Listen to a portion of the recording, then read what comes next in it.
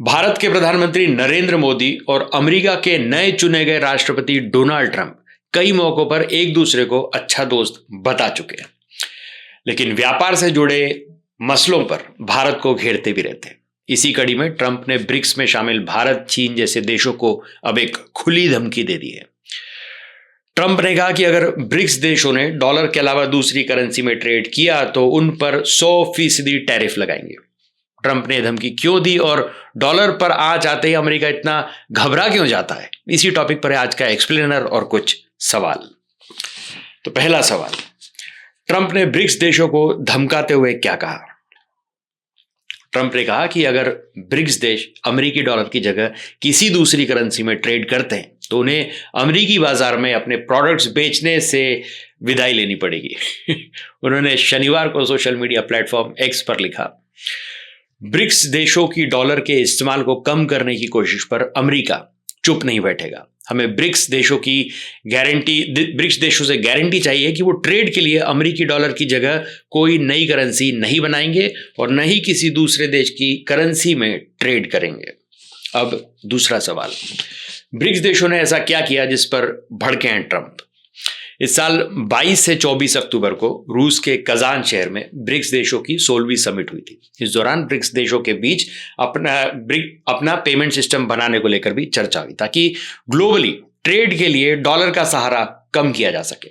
इस payment system को global Swift payment system की तर्ज पर बनाने का विचार किया गया था। भारत ने ब्रिक्स देशों को पेमेंट सिस्टम के लिए अपना यूपीआई देने की पेशकश भी की थी। इस दौरान ब्रिक्स देशों के ट्रेड के लिए नई करेंसी बनाने या किसी दूसरे देश की करेंसी का इस्तेमाल करने की भी चर्चाएं तेज हो गई थी। हालांकि इसके लिए ब्रिक्स देशों के बीच सहमति नहीं बन पाई थी।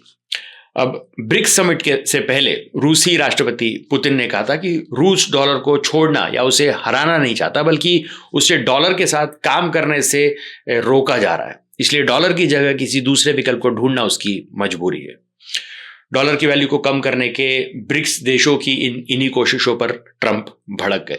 ब्रिक्स में भारत, रूस और चीन समेत 9 देश शामिल हैं। यह उभरती हुई अर्थव्यवस्थाओं वाले देशों का समूह है। अब तीसरा सवाल, अमेरिकी डॉलर दुनिया में की सबसे मजबूत करेंसी कैसे बना? मान लीजिए भारत को पाकिस्तान की करेंसी पर भरोसा नहीं है, ऐसे में वो पाकिस्तानी करेंसी में व्यापार नहीं करेगा। ऐसी समस्या के लिए 1944 में तमाम देशों ने मिलकर डॉलर को बेस करेंसी बनाया, यानी भारत पाकिस्तान से डॉलर में कारोबार कर सकता है क्योंकि उसे पता है कि अमेरिकी डॉलर डूबेगा नहीं और जरूरत पड़ने पर अमेरिका डॉलर के बदले में सोना दे देगा। अब यह व्यवस्था करीब 3 दशक चली। डॉलर दुनिया की सबसे सुरक्षित करेंसी बन चुका था, लेकिन 1970 की शुरुआत में कई देशों ने डॉलर के बदले सोने की मांग शुरू कर दी। ये देश अमेरिका को डॉलर देते और उसके बदले में सोना लेते थे। इससे अमेरिका का सोने का भंडार खत्म होने लगा। अब 1971 में अमेरिकी राष्ट्रपति निक्सन ने डॉलर को सोने से अलग कर दिया। इसके बावजूद देशों ने डॉलर में लेन देन जारी रखा क्योंकि तब तक डॉलर दुनिया की सबसे सुरक्षित मुद्रा बन चुका था। डॉलर की मजबूती की एक और बड़ी वजह थी। दरअसल 1945 में अमेरिका के राष्ट्रपति रूजवेल्ट ने सऊदी के साथ एक करार किया। करार की शर्तें थीं कि उसकी सुरक्षा अमेरिका करेगा और बदले में सऊदी सिर्फ डॉलर में तेल बेचेगा, यानी अगर देशों को तेल खरीदना है तो उनके पास डॉलर होना जरूरी था। अब चौथा सवाल, डॉलर की पावर के दम पर अमेरिका बैठे बिठाए कैसे अरबों कमाता है? हम हर चीज को खरीदने के लिए कई तरीकों से उसका दाम चुकाते हैं, जैसे cash, online banking, UPI transfer. ऐसे ही दुनिया भर के देश आपस में व्यापार करने के लिए अमेरिका के स्विफ्ट नेटवर्क का इस्तेमाल करते हैं। इसके जरिए अमेरिका बैठे बिठाए अरबों कमाता है। 1973 में 22 देशों के 518 बैंक के साथ स्विफ्ट नेटवर्क शुरू हुआ था। फिलहाल इसमें 200 से ज्यादा देशों के 11,000 बैंक शामिल हैं जो अमेरिकी बैंकों में अपना विदेशी मुद्रा भंडार रखते हैं। अब ये सारा पैसा तो व्यापार में लगा नहीं होता, इसलिए देश अपने एक्स्ट्रा पैसे को अमेरिकी बॉन्ड में लगा देते हैं, जिससे कुछ ब्याज मिलता है। सभी देशों को मिलकर यह पैसा करीब 7.8 ट्रिलियन डॉलर है, यानी भारत की इकोनॉमी से भी दोगुना ज्यादा। इस पैसे का इस्तेमाल अमेरिका अपनी ग्रोथ के लिए करता है। अब पांचवा सवाल, क्या डी डॉलराइजेशन पॉसिबल है? अगर हां तो किस हद तक?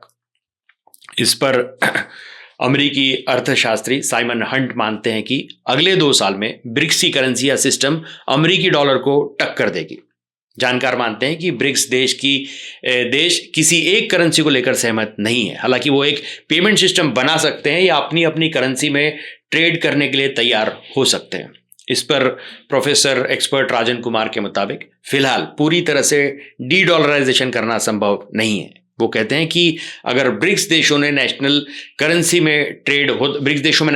पर ट्रेड होता भी है तो उसकी वैल्यू का आधार डॉलर को ही बनाया जाएगा। यानी रूस और चीन के बीच ट्रेड होता है तो रूबल और युआन की वैल्यू डॉलर के आधार पर ही तय की जाती है। अगर ब्रिक्स देश पेमेंट का कोई सिस्टम बना लेते हैं तो उससे डॉलर के इस्तेमाल में कमी आएगी, न कि पूरी तरह से डी डॉलराइजेशन हो जाएगा। अब 6वां सवाल, क्या डी डॉलराइजेशन से अमेरिका तबाह हो जाएगा? मजबूत डॉलर और इकोनॉमी के दम पर अमेरिका दुनिया भर में अपना दबदबा कायम रखता है। जबकि कोई देश उसे किसी भी तरह की चुनौती देता है तो अमेरिका उस देश पर प्रतिबंध लगा देता है। ऐसा कर अमेरिका देशों के व्यापार से लेकर उनकी विदेश नीति सब चीजों को प्रभावित करता है। डी डॉलराइजेशन देशों के बीच पावर बैलेंस को बदल सकता है, साथ ही यह नए तरह से ग्लोबल इकोनॉमी और मार्केट को नया आकार देगा। इससे अमेरिका प्रभावित होगा। अमेरिका राष्ट्रपति पद के रिपब्लिकन उम्मीदवार डोनाल्ड ट्रंप ने डी डॉलराइजेशन को अमेरिका के लिए खतरा माना। उन्होंने हाल ही में एक चुनावी रैली में कहा था कि जो देश डॉलर का साथ छोड़ेंगे उन पर 100% टैरिफ लगा दिया जाएगा। इस पर एक्सपर्ट्स बताते हैं कि दुनिया भर में डॉलर में होने वाला ट्रेड ब्रिक्स देशों के ट्रेड से कई गुना ज्यादा है। ऐसे में अगर ब्रिक्स कोई करेंसी या सिस्टम लाता है तो भी उससे डॉलर की वैल्यू पर ज्यादा असर नहीं होगा। इस पर जेपी मॉर्गन में स्ट्रैटेजिक रिसर्च वाइज कहते हैं कि डी डॉलराइजेशन से अमेरिकी बाजारों में डिसइन्वेस्टमेंट और भरोसे में गिरावट हो सकती है, जिससे मुनाफा घटेगा। साथ ही इंटरनेशनल रिजर्व में डॉलर में कमी आएगी और दूसरी करेंसी में ज्यादा रिजर्व रखा जाएगा। अब 7वां सवाल, ट्रंप टैरिफ को हथियार की तरह क्यों इस्तेमाल कर रहे हैं? टैरिफ दूसरे देशों से एक्सपोर्ट किए गए प्रोडक्ट्स पर लगाया जाने वाला एक टैक्स है। इसे घटा बढ़ा कर ही देश आपस में व्यापार को कंट्रोल करते हैं। प्रोडक्ट्स इंपोर्ट करने वाला देश टैरिफ इसलिए लगाता है ताकि बाहर से आए सामान के मुकाबले देश में बने सामान की कीमत कम रह सके। तय टैक्स से ज्यादा टैरिफ न लगाया जा सके, इसके लिए सभी देश विश्व व्यापार संगठन के साथ बातचीत कर एक बाउंड रेट तय करते हैं। अब अमेरिका को अपनी मजबूत करेंसी यानी डॉलर के चलते बाकी देशों से खरीदे प्रोडक्ट्स सस्ते पड़ते हैं, इसलिए अमेरिका एक्सपोर्ट की जगह ज्यादा सामान इंपोर्ट करता है। इसी के चलते कई देशों के विदेशी व्यापार में अमेरिका बड़ी भूमिका निभाता है। ब्यूरो ऑफ इकोनॉमी एनालिसिस की एक रिपोर्ट के मुताबिक 2024 में अमेरिका ने लगभग 30 लाख करोड़ रुपए, जो कि $350 बिलियन के आसपास होता है, इससे ज्यादा का इंपोर्ट किया। अगर अमेरिका 100% टैरिफ लगा देता तो अमेरिकी बाजार में कई देशों का सामान 2 गुने दामों में बिकने लगता। इससे इन सामानों की बिक्री कम हो सकती थी। इससे कई देशों के विदेशी निर्यात पर भी असर पड़ता। इसी के चलते टैरिफ को हथियार की तरह इस्तेमाल किया जाता है अमेरिका द्वारा। अब 8वां सवाल, अगर अमेरिका ने 100% टैरिफ लगाया तो भारत पर इसका क्या असर पड़ेगा? भारत अपना 17% से ज्यादा विदेशी व्यापार अमेरिका से करता है। अमेरिका भारतीय एग्रीकल्चर प्रोडक्ट्स जैसे फल और सब्जियों का सबसे बड़ा खरीदार है।